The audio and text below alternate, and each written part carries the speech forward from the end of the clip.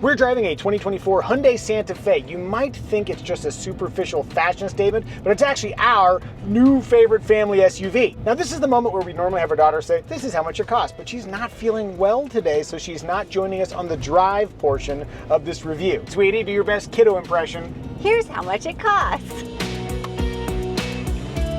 There are some unusual choices in here. I like it. This metallic looking treatment on the door, these mysterious H's. It is a Hyundai. Mystery solved! But yeah, the metallic and black motif, it does have a classy vibe in here. It's also super practical. There is so much storage. Dual glove compartments, under console storage. Ample door storage, cup holders here that will not impede access to the controls, and then dual wireless phone chargers. With 2 handy charge ports. Now, normally I wouldn't want to get too excited about a center console, but we are middle-aged, so let's get crazy with it. Yay! Okay, it opens this way, but wait, it also opens this other direction. Pretty deep center console. Wait, you can take the bottom out? It goes even deeper. The depths that it goes down to go to a pull-out section that's available to rear seat passengers. You can kind of like hide stuff in there. It's the most exciting thing that's happened to us all day. And there's also this handy shelf for storing things.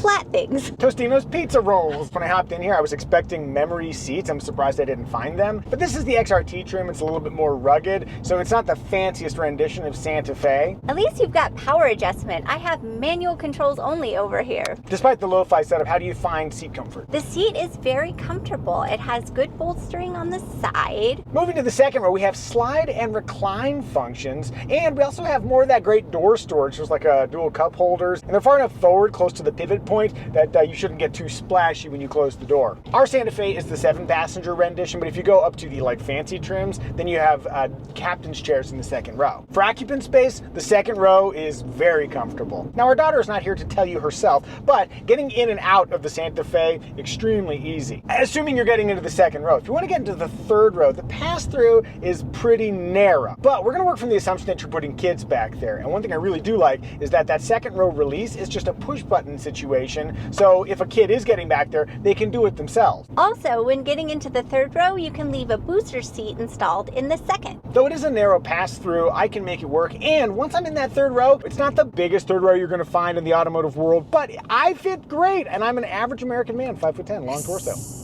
Poofy hair. Behind that third row, we have 14.6 cubic feet of space, which ain't nothing. Wait, which isn't not. It's not nothing. It's something. It doesn't look like much, but I did a small grocery run and everything fit fine behind the third row. And there's also a little underfloor area, but realistically, most people, I think most of the time, are going to have that third row folded. And in that case, you've got 40.5 cubic feet of space, which is a ton of cargo space. Accessing that additional space is very easy. The third row is simple to fold down, and there are second row releases from the cargo area that are quite speedy. They do not power up. But I do like that the second row, not only does it drop, but it locks in its lowered position, and I think it creates a ton of space if you really need to haul big stuff. It's a really wide hatch, pretty low lift over. It's just really easy to get stuff in and out of here. The third row functionality is so good. Every manufacturer should have it work that way. You just pull the little strap and it flips down. Then you pull the same strap and it flips up. And the headrest deploys. It could not be easier. We got a 50-50 split for the third row and then a 60-40 for the second row. I found the just immediate intuitive functionality of the Santa Fe to be delightful. We also have a standard power lift gate, and it's got that smart function, so if you leave the key in your pocket, after 3 seconds, it'll automatically lift up. Again, our daughter is not here, but if she were, she would not be in a booster seat because she no longer needs to. And I'm adding a lot of knots, so now the wording is getting very confusing. But if we did need a booster seat installed, sweetie, how is the latch point situation? I did need to install the booster for another child, and it was very simple. The latch points do not have coverings, and there are lower anchors in the second and third row. I also think there would be room for a rear-facing car seat in the second row. As for safety, the NHTSA has not rated the Hyundai Santa Fe for 2024. The IIHS has rated it a top safety pick. On the active safety front, it is a full clean sweep of great technology, including blind spot warning. We also have a rear occupant alert system with ultrasonic sensors that can detect movement in the back seats. That's in all trims except for the absolute base trim. And then there are 9 airbags. Family, meaning just you, sweetie. Aww. What do we think? Is the Hyundai Santa Fe family friendly? Family friendly. Yay! friendly. That's right, family friendly. She's not here, but our daughter was around for the rear window test. All the way down. All the way down. Wait, sounds like you're making fun of me. Wait, sounds like you're making fun of me. Armrest test, driving in a comfortable 8 and 4, easy access inboard and outboard, but right here on this edge, oh my, that plastic is very, very hard. 55% inboard, 80% outboard. Onward to style. I don't know what the legal implications are of making a vehicle that looks like a Land Rover that is not a Land Rover, but I like the style. I think it's really charming. And I really like the cohesion of the design. Like, it all feels like a single piece, a unified concept. The front and rear lights have that H pattern. Plus, there's even like a long, low one on the front bumper. There's also that rectangular bit on the rear quarter panel that looks very Land Rover-ish. On the higher trims, you got this little like reach-in grab handle thing. So if you're putting stuff on the roof rack, which can support 220 pounds, that gives you a place to hold on to. I think that grab handle element is mostly about style, but there's a little bit of function there. Similarly, Flying Eyes eyewear are stylish, yet functional. Their patented Resilimide construction allows for temples that are thin and comfortable under a headset or helmet, while still allowing sunglasses that are durable, lightweight, and extremely bendable. They're made for pilots, but you can wear them too. Learn more about Flying Eyes at the link in the description below. We don't make them in Lizzie size though. Aww. As mentioned, we're driving the XRT trim, which is the rugged one. In this case, ruggedness equals all-terrain tires, which give it a little bit of extra ride height as well. Black wheels, there's a little slot actually in the front of the fascia if you compare it to the standard Santa Fe fascia. And then inside it says XRT on the seats. And lastly, our tester is in Rockwood Green, which I like the paint color. What do you think? You like it? I do. I like it a lot. My only complaint is that the color palette for the Santa Fe is a little bit limited in the lower trims. Oh my gosh, and it's all the boring colors. It's like silver, no offense if gray, you like silver and gray. yeah, white. It's all the mature and dignified colors. Yeah, there you go. That's a way to frame it. So if you want a colorful Santa Fe, you're gonna have to get one of the higher trims. Overall, we really like the look of the Hyundai Santa Fe, but what do you think? Do you like it? Do you dislike it? Tell us in the comments. Also, thank you for supporting our channel, whether that's a like, subscribing, joining our channel, maybe buying a pair of Flying Eye sunglasses. However you support us, thank you. Onward to In Motion. Man, I really like driving the Hyundai Santa Fe. The suspension just does a really nice job of absorbing all the terrible roads that we have up here in the mountains without getting that super floppy, floaty feeling. It's kind of fun to say. The steering ratio is a comparatively speedy 13.7 to 1. This is not a sporty driving vehicle, but there is a sense that when you make a request, the vehicle answers it without delay. I find the Santa Fe's handling to be confidence-inspiring. For power, we have a standard turbocharged 4-cylinder engine. I'm going to floor it right now. Floored. Whee! We got that reaction from the 8-speed to dual clutch transmission pretty quickly. Ample power for normal driving. Speaking of the dual clutch transmission, it has some really positive attributes. Very quick gear changes. Where it struggles sometimes is at low speed creep maneuvers. Instead of a torque converter like an automatic transmission, we've got an actual clutch and it's operated by the vehicle. I like to say by a robot. Which I always appreciate. Bleep, blurp, friction zone. Let's just sort of take off and see if it feels normal.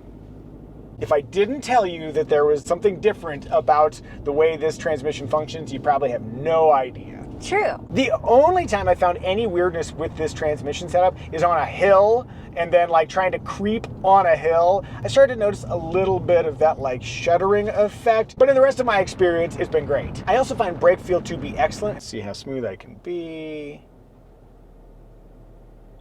What do you think, sweetie? Smooth? Very smooth. Yeah. If you're wondering, is that Santa Fe XRT a bad demon off-road? It is not. The base Santa Fe has 7 inches of ground clearance. This has 8.3. We have a 4-wheel drive lock button over here. It doesn't actually lock. It's just trying to evenly apportion torque to the front and rear tires. So we have all-wheel drive traction, but what we don't have is underbody protection. There is a metal skid plate protecting the engine area, but the rest of the underbody, I was thinking particularly about that fuel tank, looks pretty vulnerable. And I also have a little bit of concern about that departure angle, the way the rear hangs out. We do have a spare tire, but it is a space saver spare. And if you did have a tire slash off-road, I'm not sure how well that would get you you back to society. And then we also don't have a dedicated off-road mode here in the XRT. We got a snow mode, but that's pretty much it. All of these cues collectively tell me this is not really about big-time adventure. This is about gentle adventure, and that's okay too. I like gentle adventure. Yes, we'll say the XRT is Sweetie spec for off-roading. That's what I think about driving the Hyundai Santa Fe. What does Sweetie think?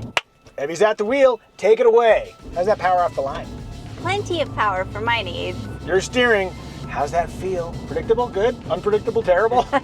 There's a really solid feel to the steering. I think it's a little bit on the heavy side, but I think it works well. What about visibility? Any challenges? Over my right shoulder, the belt line is high, there are thick pillars and a seat blocking my view.